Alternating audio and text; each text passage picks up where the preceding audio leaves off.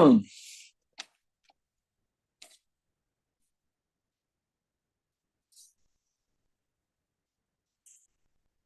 we go.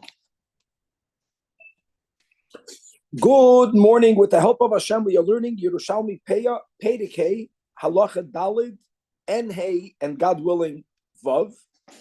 We are going to start on top of Daf Mem Zayin Amud Aleph. In other words, we're starting in the middle of the Mishnah. Let me at least review the last detail in the Mishnah that we had at the end of Daf Mem Vav Amud Beis, and that is like this. First of all, Leket Shikhan Peya, that's going to be the theme throughout the sugya today. As we keep on learning, the obligation to leave them begins at the harvest. Masha Enkein Meiser Ani, like all the other Meisers, the obligation is triggered by the Meruach, which happens much after the produce was already harvested. And therefore, based on the rule that an Ani is not allowed to take from his own leket shikhan peya, not allowed to receive his own meiser ani. What's going to happen? That was the last case that we learned before we go on. If you have two sharecroppers, not one, they were working for the owner. So leket shikhan peya, since they have an interest in the field because they get paid a percent, prior to the exception we're going to learn today in the Mishnah Daf Mem Zayin, in the regular case of an aris, even if they divided their chelik, they took their chelik prior to anyone collecting the leket shikhan peya, they may not collect it, because when the chiyuv of leket of shikhan peya was triggered, they were partners in the field. If they were to take it, they're taking from their own. Masha Enkein Meiser Ani, the chiyuv of Meiser Ani happens only after the Meruach. At that point, they were not partners in the field. They were not partners with each other. So Meiser Ani, the Mishnah says, one others can give to the other. They are allowed to do that. No one is taking from their own produce. They're taking from their fellow's produce. And now, Behemshech Lazeh, on Daf Mem Zayin, we're going to continue learning the Mishnah. Not where you have two arisim, and therefore you can take meiser ani one from the other. But we're going to learn the general din of an aris, and then as the Tana Rabbi Yehuda is going to limit it and give an exception for an unusual type of an aris. Really, this sugya was already quoted above on Daf Chav Gimel Amud Beis, Daf Chav Daled Amud Beis. We will be actually repeating a sugya that we learned over there, just reminding everyone in the intro. What we had on the Mishnah Daf Chav Gimel Amud Beis is that if a person is harvesting his field, being that peya is left at the end, so when they harvested the first half of the field, they were planning to leave peya as they should at the end of the second half of the field. And in the middle of their harvest, they decided to sell the remaining to a buyer. Whatever was still standing is being sold to the buyer. So we learned in the Mishnah that the buyer has to be mafresh peya for the entire field, even for the chelik that the seller kept. Question that we had there and we'll have here again, and an attempt to learn the answer to the question from our Mishnah, and its refutation will be what happens if the seller has a din of an ani. Can the seller take from the peya left by the buyer, from that part that the buyer left for his half of the field? Is the pshat that he's taking his own, which he's not allowed to do, or no, he already sold it to the buyer? Now that he's taking it, it was not left by him at all. He left nothing. Maybe he will be allowed. We're going to see how that might be linked, but really it's not linked for the Mishnah. That's the sugya of halacha dalit.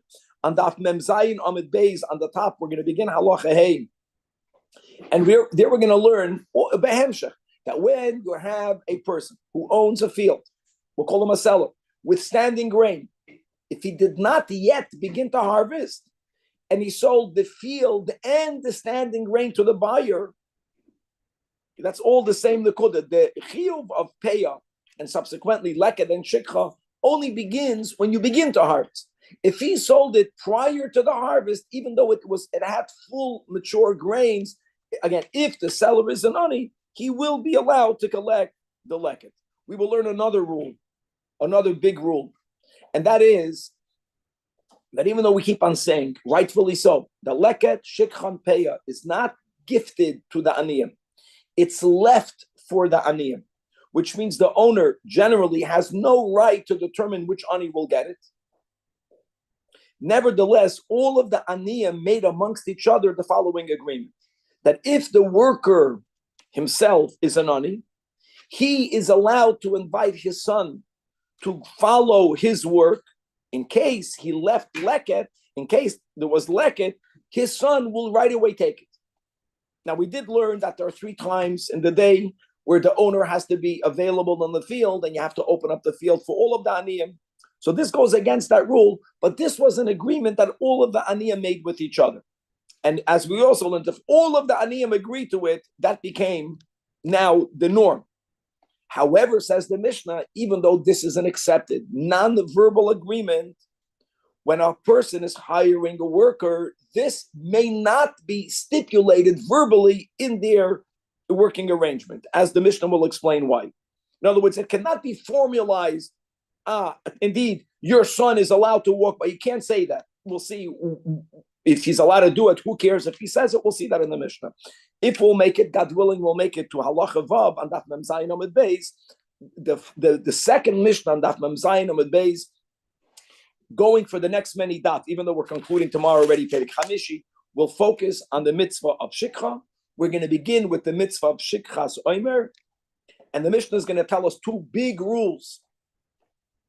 Rule number 1, which will have to be clarified, that when you have an owner that hires a worker to gather the bundles, Shikchas only if both the balabayis and the worker forgot the bundle. If one or the other forgot, but the other did not, that's not shikha. A lot more has to be unpackaged. Is the balabas in the field? Is the balabas in the city? We're going to clarify that, God willing, tomorrow. But that's rule number 1. Rule number 2 is shikha is only shikha if they inherently forgot. What do I mean by that? What happens if a bundle was obscured, was covered by an ani? The wind blew a tree down. Something covered that bundle. And they forgot it. It's not called shikha. Shikha means that only because they forgot was it forgotten. There was no exterior reason that, so to say, helped them forget. These are the 2 big rules in the Mishnah that, God willing, we'll learn today. But again, let's come back. Sorry, if you forgot and you remembered, what happens? So we already touched upon that, Kevin, that at some point remembering doesn't work. At some point is when you already left. If remembering will mean that you have to return to get it, that is where you're not allowed to return. So we did learn this last week, if it's close enough, if it's an air, you can bend it, the tip, and you can grab it together. If by the tree, you can turn around and take out, you can stay in your place and turn around and get it. I mean, this has to be worked out. But at some point, no, you cannot. Okay. Now, in as much as we repeated the Daf Mem Vav on the basis case, which is important, will be important. And now let's begin mamash on top of Daf Mem Zayin. Hamakabel, this is another word that the Mishnah classically used for an aris. In other words, you hire a worker, you're not paying him a wage, he's going to get a percentage. Hamakabel sada liksoid, based on the rule that we already spoke out the sources in the intro of yesterday's shir, Gemara Chulin, that even though an ani was gifted by God for leket shikha pei a meiser ani, he may never receive those gifts from his own produce. So if you are a makabel, that means you don't own the field, but you own a percent of that year's produce. So you do have an interest in the produce. You forever will be usher to get the leket, the shikha, the peya, and even later the meiser ani of that field. Okay? And this is very unlike, this is unlike the case that we learned from Daf Mem Vav Amud Beis, when we had 2 arisim. Meiser ani, one can get from the other, because the chiv of meiser ani is only by the miruach. By the time of the miruach, each one took their own. So that's why we view them as separated. Not, I did not own yours, you did not own mine. Masha Inkin, we don't view it that way over here. Okay. Now, Amar Rabbi Yehuda, regarding this general rule of Amikabel, Mosai, Rabbi Yehuda is not arguing with the Tanakama. Guys, this is a big rule. Rabbi Yehuda, the word Amosai means he's qualifying the Shita of the Chachamim, the Shita of the Tanakham. True. You know when this is standing? And we already had this on Daf Chav Gimel, Daf Chav Dalet. That's in the normal case of an aris, where the agreement was that I will work your field, and in exchange, I will receive half, a third, a fourth, meaning that his interest is not after the harvest, it's from the outset. And that's very important, because again, leket shikon peah, we want to know the machayev is the beginning of the harvest. At that moment, he was already a partner. That's why it's considered his, even though he doesn't own the field. But if a person, a worker, the owner tells the worker, tells this honest worker, shlish ma sha'ato koitzer sholcha, as the Gemara will explain, he's telling him that when you harvest it, and it's after it's cut, then you take a third. After you cut it, that means he only became, so to say, a partner in it after it was harvested. Then he's allowed to take, because in the critical moment, which was when you begin harvesting, he wasn't an owner. He was not doing it for free, but he wasn't considered an owner. Then muter beleket shikho peah. But that only helps the leket shikho peah because the moment of the machayev is when it's still standing. Masha'enkein ma'aser ani has nothing to do with the moment of harvest, since later he became a partner. So then it is considered his produce, and therefore v'asur b'maiser ani. As let's read inside the Pnei Moshe, 7 lines from the top. V'asur b'maiser ani lefisha ein mafrishin maiser ani ela la'acher aktzira. And he became a partner exactly then. He was already a partner la'acher aktzira. All right. The Gemara is beginning to quote a Braisa. The Braisa, for a moment, we're going to move away from Maiser Ani. Let's quickly review a basic din in Maiser Sheni. Maiser Sheni, which is the Maiser that you separate on the first and second year, and fourth and fifth year, after Truma and Maiser Rishon. Maiser Sheni belongs to the owner. The owner first should take that product up to Yerushalmi and eat it there. However, the Torah says that if it's too much produce and you live too far away, so then what you do is that you exchange the Maiser Sheni onto money. Okay? And then when you come to Yerushalayim, you take that money and you can only use it for eating. Eating means eating, drinking, and anointing yourself with oil. That's also considered drinking or eating. Now, there's a general rule by Kachim, not only by Maiser Sheni, but it includes Maiser Sheni, that whenever there is a redemption happening, you are making an exchange from an item into money. If the owner himself is the one that's doing it, the value, the money that he has to leave in lieu of the produce, like here, this produce, I don't want to take it to Yerushalayim, I'm the owner, I want to exchange it for money. I have to add what the Torah calls a fifth, which really means what we would call 25%. So if the market value of my produce that really I should take to Yerushalayim is worth $100, when I exchange it on money, I can't give a $100 bill. I have to give $125. Right? It's called a fifth because now that you have 125, the 25 is only a fifth of the 125. Is that a knas? I don't see it as a knas. I see that actually as that's what people want to do. Let's not get into it, right? It's not a knas, but that's a rule. The first point that Bryce is going to make, that this added choimish is only on the owner mamish. What happens if the owner has a close relative? And as we're going to read out in the Rashidil, your relatives, that if one person, God forbid, will be lacking in parnasa, one would support the other. We don't say that if let's say a father and a son, not a son that's a minor, a son that's not Sveimech HaShulchan Aruch, but if a son will falter, or both ways, the father, then one will help the other. So one might have thought that if, let's say, that the son has Maiser Sheni, if the father redeems it, the father has to add the Chaim. We don't say that. That's the first din of the Brais. Tani we learned in the Brais. A father and a son, or Ishu Karaivai, a man and any close relative, or two brothers, or two partners, Again, these are all scenarios, says that Ashadilio, that have a relationship. They're not supporting each other, but they feel responsible for each other. Ma'ahava. And they would help each other if the other person would need. They are allowed to redeem Ma'aser Sheni one for the other, meaning they don't have to add the Chaimish, because the Chaimish is only by the owner proper. Now, this isn't referring to the case that we spoke out. We didn't read it. The last case on Daf Mem Vav Amid Beis, when the Mishnah says that if you have two Arisim, and after they divided their crops, then they made the Miruach, then one can take from the other, right? One can take from the other. That's the same concept. The Noistem Zelozeh, Maiser Oni.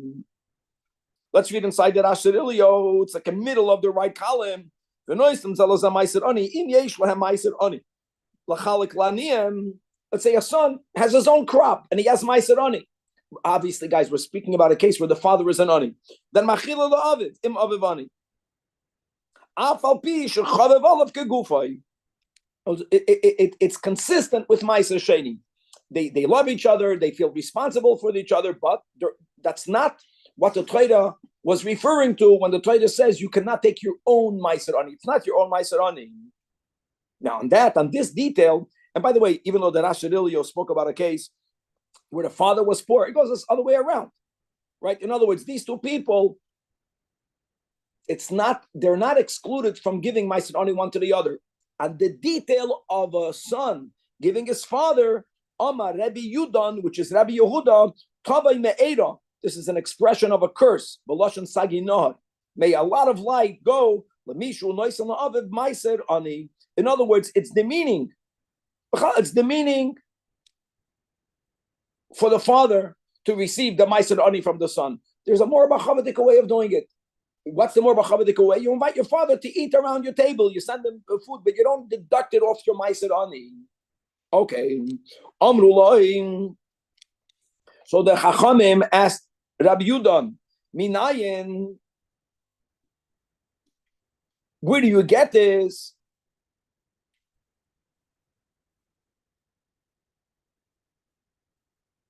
In other words, based on the rule that they are allowed to give it. They are allowed to give it, technically. So why are you giving him a curse? She'im hoyu shneim aniyem.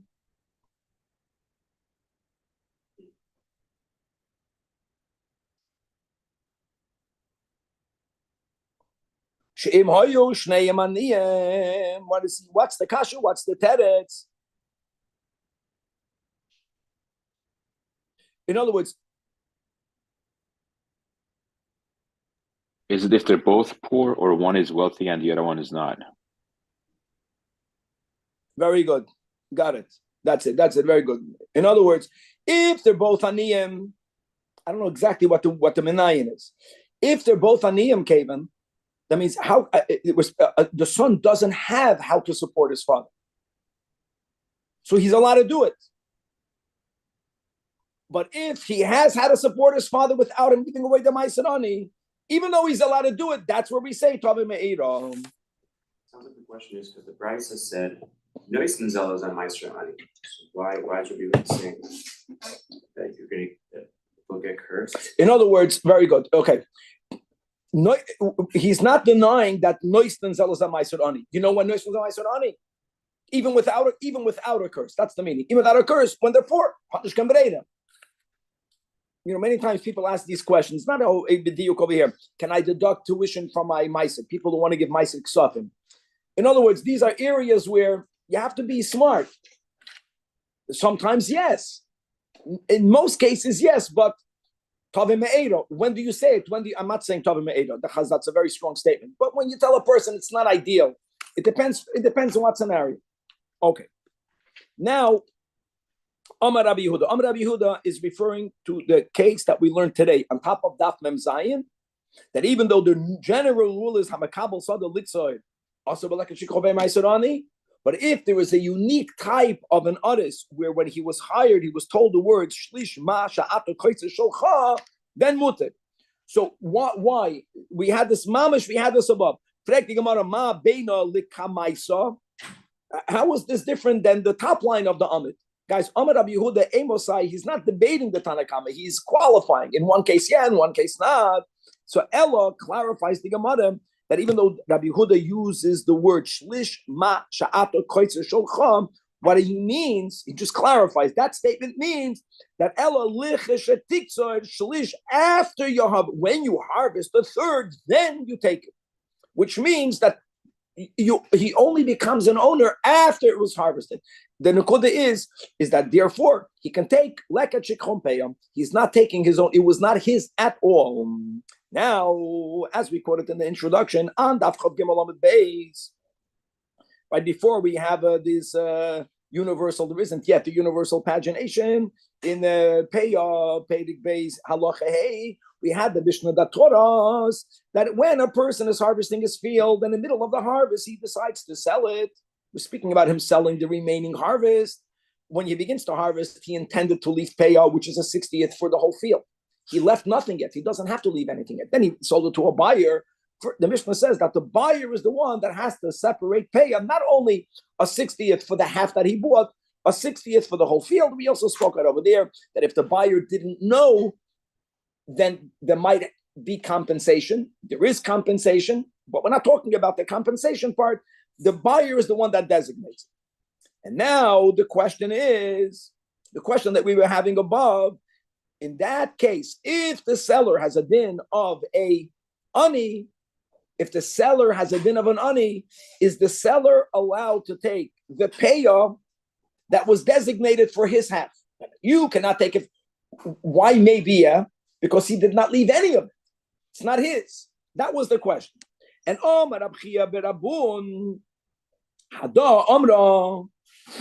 our Mishnah, Daf Mem Zayin, specifically from this differentiation made by the Tana Rabbi Yehuda, I could answer that question, which is Shahamoicher Zakai bepeya, even the ones Shehi Materes Esoi Marim, just like Rabbi Yehuda allows the others to take leket shikchon peya, because he only became an owner lechesh etikzor, which means at the critical moment he was not an owner. So l'chayra, there also, since when the buyer left peya, when the buyer left the peya, the seller was not an owner, so the seller should be allowed to take it. That is, we already had that potential resolution. And on that, Amar Rabbi Yosi Berabun, Nish, no, come on. That's not correct. I know that the seller did not designate any peya, but there was an obligation on the seller. As we mentioned, the chiyuv of peya is triggered when you begin to harvest. So the seller has a shaykhis to all of the peya that was left. We're not saying for sure he cannot take it, but maybe he cannot take it. Unlike over here. Here, the others had no ownership at all when you began to harvest. When you finished the harvest, you only became an owner after the harvest. But okay. Now, why is Ma'aser Ani different? I'm going back to the second line on the top of the Amid. In the normal case of an honest, a normal makabel cannot take like a shikchon peya, but he can take Ma'aser Ani. Why? I know we read the Pnei Moshe. The Pnei Moshe quoted the Gemara. Amar Rabbo bar Nagri, Shanya he, the like a shikchon peya. The difference between he, she, it is referring to Ma'aser Ani. Shehein like a shikchon peya. Here's the keys. The key word that we keep on using is ba'aziva. The Rambam uses the word shayaniach. In other words, you're not giving it to the ani, you are leaving it from the ani. From what are you leaving it, guys? You're leaving it from the standing grain. You're leaving it from the standing grain. That is the critical moment. When the grain was standing, the artist was a partner. He'll never be allowed to take a leket shikchon peya. Masha'en kein Ma'aser Ani. Sometimes it's different. I'm sorry, it's not in the second line. When is Ma'aser Ani different? In the case of Rabbi Yehuda, where he becomes a partner afterwards, he's also a Ma'aser Ani. Why is he also a Ma'aser Ani? Because Ma'aser Ani is not Baziva. Ma'aser Ani is a gift that you give. When do you give it? From after the harvest. Let's look inside the Manafulda before we turn to Amid. It's the last Manafulda. It's the middle of the Amid. It's a little. Behein Baziva. Mashmos is Ha'azoy Boisam Basade, which means Vikir Chiyuva Masade. And even though that pasuk is only by one of the three, I don't know which one, but we compare all to the other. Even though you can argue that leket only begins after you harvest it. No, we don't do that.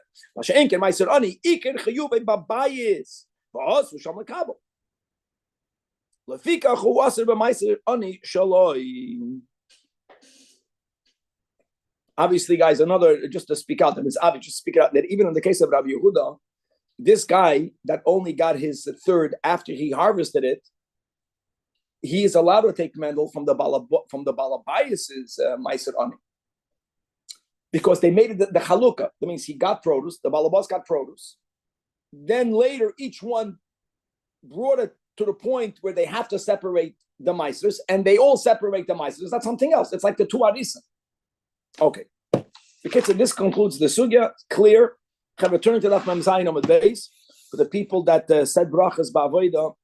Perfect timing, and then you can go back. Okay.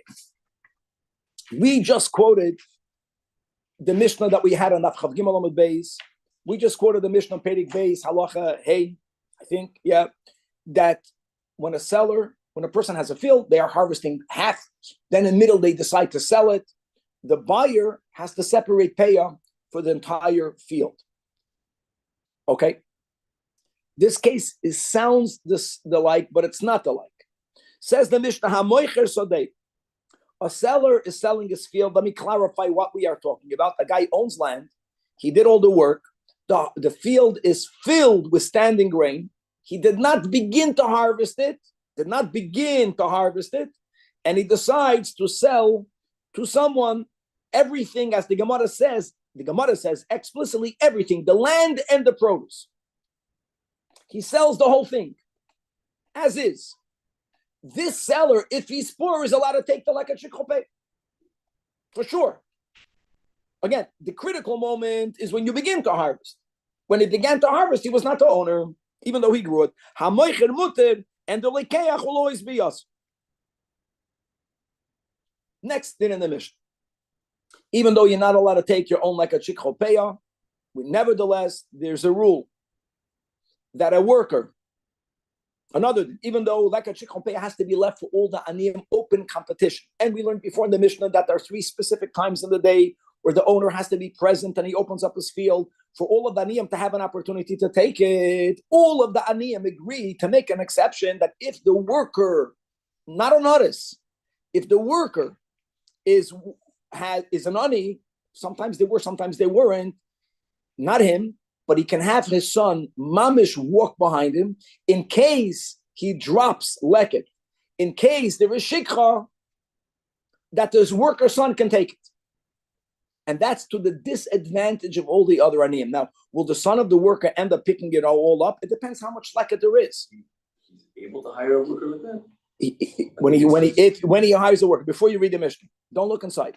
First of all, this is a big chiddush. Normally we learned the son of the worker.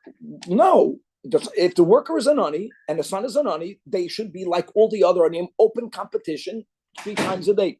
All of the aniyim agree to this stipulation that if the worker is an ani, then he can have a son walk behind him, which means that worker's son, for the father, for the family, will have a huge advantage. How are you allowed to do it? Because all of the aniyim made that agreement. That is step number 1. Step number 2 says our Mishnah, I agree, but that never may be formulated, stipulated verbally when they hire him. So there's a big difference between having an unspoken agreement versus having a spoken agreement. That's going to be the key of the Mishnah. Says the Mishnah, Lo yisker adamas apoyel what you alminas sheyalakid b'noi achrav. That's something that you're not allowed to do. And as we're going to see in the Gemara, because if that's part of the stipulation, if that's formal, the owner will get away in getting the worker to agree to a lower price. Why will the worker agree to a lower price? because it's clear, it's stipulated that a son is going to go and collect the leket. It's almost like the owner is paying the worker by using the leket. How do we know the father is not dropping it intentionally for the son? And we're going to see later, the Gemara is going to speak it out, that if it's verbalized, the worker will drop more. If it's unverbalized, again, we're speaking about honest people, they're not going to do it. So this just, it was worth to come, it's worth to come always, but I'm saying for me, in other words, there's so many things in life that there's a non-verbalized agreement. All couples have it. When you formalize it, you can do a lot of damage. Because once it's formal, people feel they are entitled to it. That was the agreement. Sounds like a conflict of interest. It is a conflict of interest, but in other words, what everyone is saying in their own words is that the chiddush is whatever problem you can argue, which we're saying, if you're not allowed to formalize it because he'll pay him less, because he'll drop more, so then you can argue, then you should never be allowed to do it. But all the Aniyim are agreeing to it anyways. In the air, we say. Never. That's the fine line. They all agree to it, so for that helps. It has to be left for open competition. Since they all agreed that for this exception, I'll give up my open competition because I'm going to benefit when I'll be the worker. So that's fine. Yeah. But still, the question is, maybe the guy's going to pay him less money. Maybe the worker's going to drop more produce. That is a chayshinon only if they stipulated it. If it was never spoken, even though they de facto are allowed to do it, okay, next.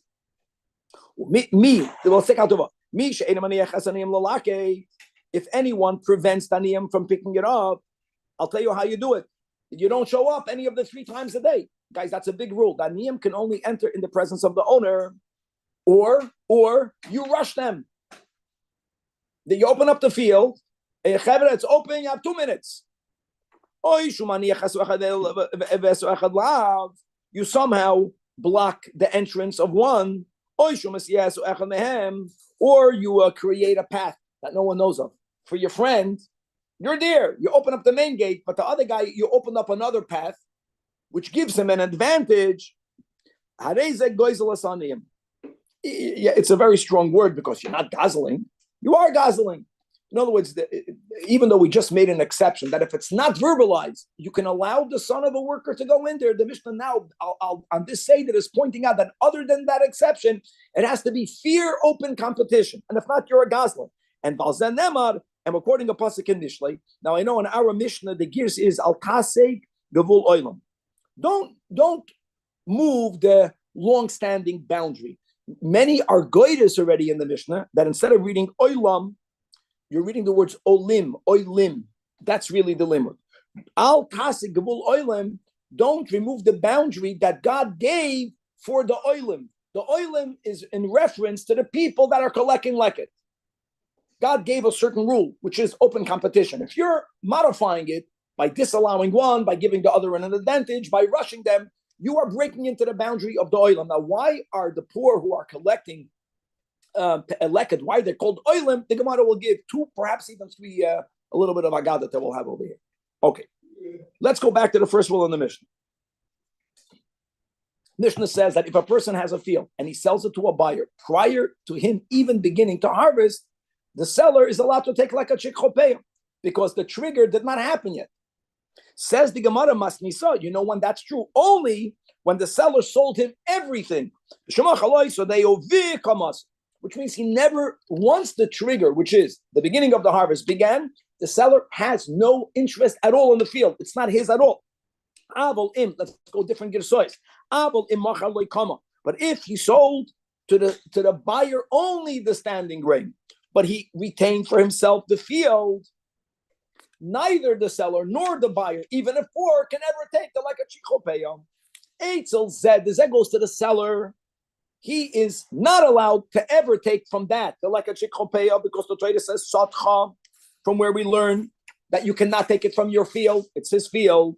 The Eitzel Zed regarding the buyer, Anikoida, he never bought the field, but he bought the standing grain. So it's his harvest. It's Katsir Cham. Very good. You got the standing grain for the entire field. That's what we're saying. Yes. So what is it saying that he can't then take the stuff? The Kiddush, okay, the Mishnah, it's amazing how Rabbi Yochanan put it together. even though we just went back to the Pedic base halacha hey, right? That if I sell in middle of the harvest, then it's not so simple that the seller is allowed to take the leket. He might never be allowed to take the leket. That's because he began to harvest. In contrast, if the seller sold the field and the standing grain prior to the beginning of the harvest, even though the field was fully grown, then the seller, if he's an ani, can take the leket shekol pay.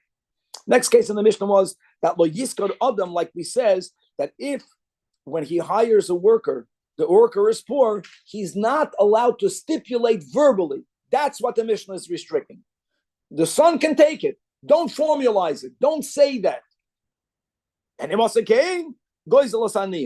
how is there a gazela? Now, who are we afraid will be a gazlan? If the balabas was the one that made the stipulation verbally, he's goizel saniyim. How is he goizel saniyim?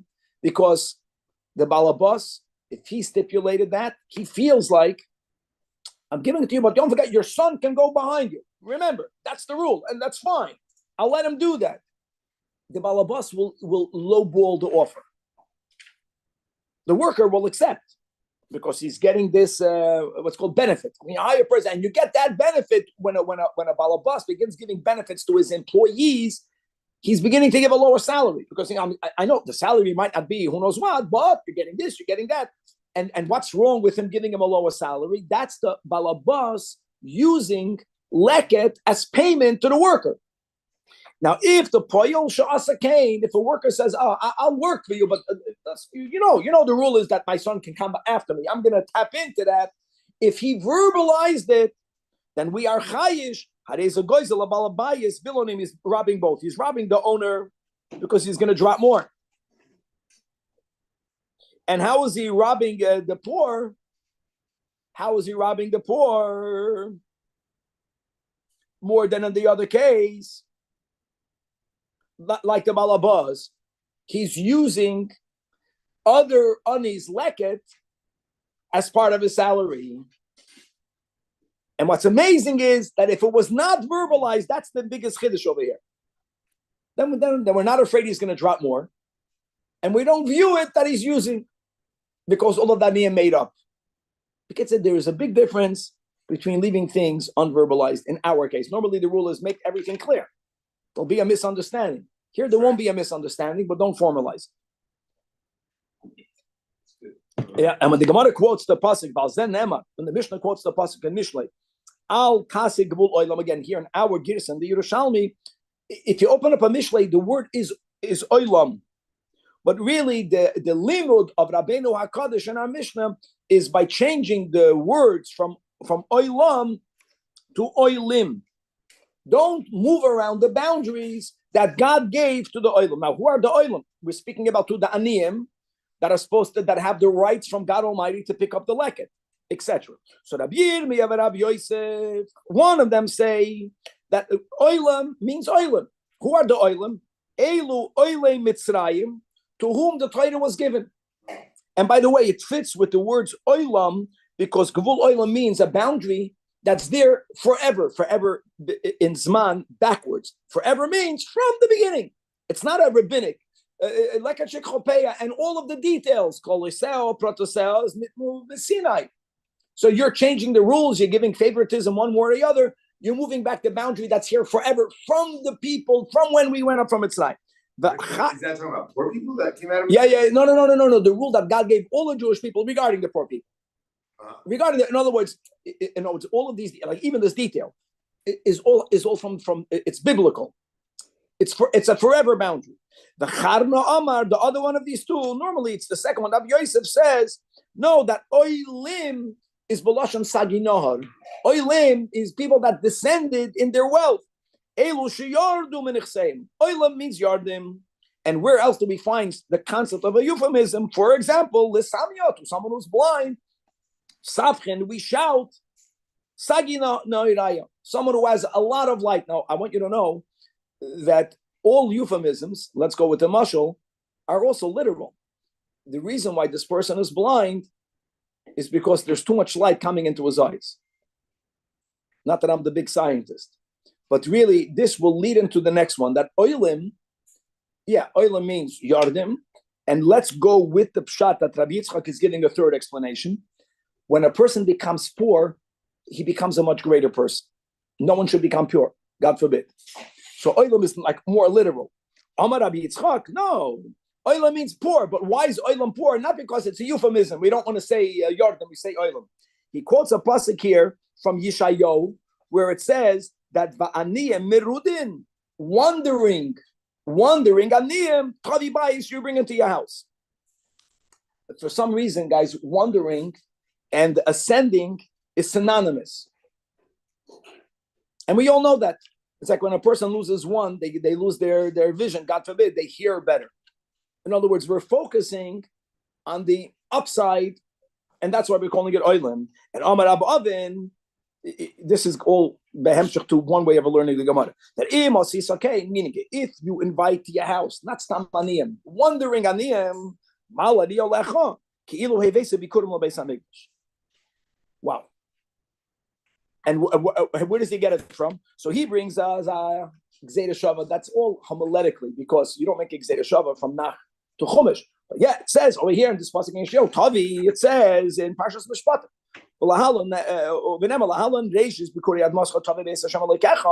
Tavi. So what am I trying to say? What's Bikurim? Bikurim is your best. Bikurim is your best produce. We're calling Aniyim Merudim Bikurim. Why are they Bikurim? And we all know that you know, Shem and Zayis. When you cusses, when a person is crushed, what comes out of a Yid when you crush him? The best. God forbid we were crushed enough. But the point is, that's the oilam. And so either it's a third shot, or he's really saying that every euphemism has a truth in it. Nishtam in the Weltarein. Instead of, we don't want to say the word yardim, say oilam. There is an oilam. There is an aliyah when a person, God forbid, goes through that specific type of challenge. Bottom line is that that's the way we are. The Rabbeinu HaKadosh is interpreting the pasuk al kasig gabul oilam. Don't move the boundaries that God gave for the poor. Leave it the way it is. Open competition. We have a few minutes, which is great. This Mishnah is beginning Shikha. Even though, according to the way we learned, we had some Shikha before, now we are learning the basic rules of Shikha. We're not learning about Shikha's Kama. We're learning about Shikha's Oimer, which is the explicit pasuk in the pasuk. The pasuk in Parshas Kisei writes that Kisiksoir Kitzircha B'Sodecha. When you are harvesting, you forgot a bundle means, like we explained, I don't care when you bundled it. You cut it, you bundled it, now you are picking up the bundles. If you forgot a bundle, the pasuk says that don't go back to take it. Or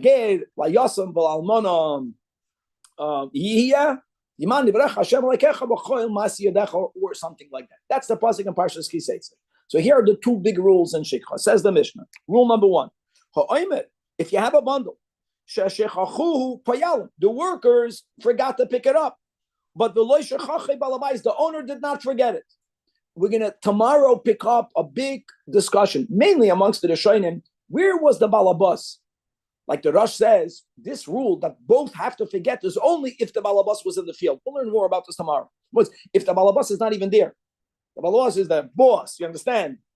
Balabas, boss. That's the word. I got it finally. Boss is balabas, and he has 50 fields. He's in Hawaii, and the worker forgot it's shikha. Let's go with that. We're going to modify tomorrow, according to some. The owner and the worker is in the field. He needs helpers with him. He's like us. He's working people, right? Like David, you go work. You're not vacationing. In the store, you have workers. So there we say both have to forget. If one forgot and not the other, it's not shikha. That's rule number 1. Or the other way. Let's go. Since they're both in the field, one way of learning the Mishnah, it's not shikha. Rule number 2, you know what shikha is? Shikha is if you forgot it, but nothing caused you to forget it other than your own forgetfulness. But what happens if either a poor guy saw the bundle, he wants that bundle, so he blocked it from you. He stood there. Or the honey covered it with straw. The wind covered it with straw. There was an exterior reason why you overlooked it. Not called shikha. Hareza ain't a shikha. To be continued. But Rabbi, if the owner is watching via remote camera, is it considered? So so like he just pointed out, Kevin, what happens, what's not in the field? What happens if he's not in the field physically, according to the Rosh, but he's watching via camera? Machlokes between Eretz Yisrael and America. That's